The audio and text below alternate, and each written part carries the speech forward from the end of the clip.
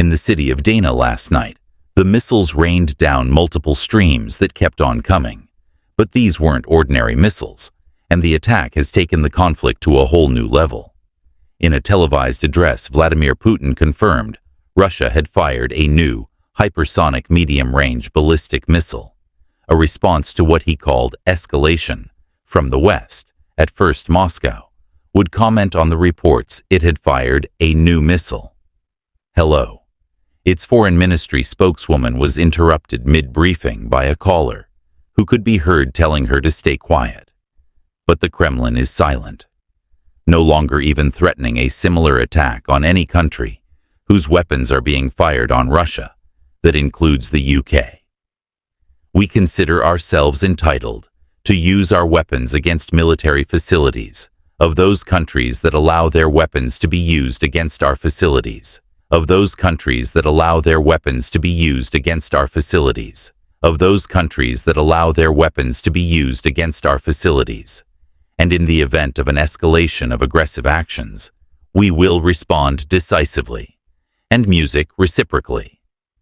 This was apparently the provocation: Ukrainian strikes on Russia's Kiev region, using British Storm Shadow missiles from Kiev, involving American missiles. In an interview with Skis, Mark Austin, an accusation from Russia's ambassador to the UK, Britain, and UK is now directly involved in this war, because this fighting cannot happen without without NATO stuff. British stuff as well. You are using Chinese dual-use technology. You're using Iranian missiles. You're using Iranian drones. You're using North Korean troops. So, are you saying all those countries are now directly involved too on that subject?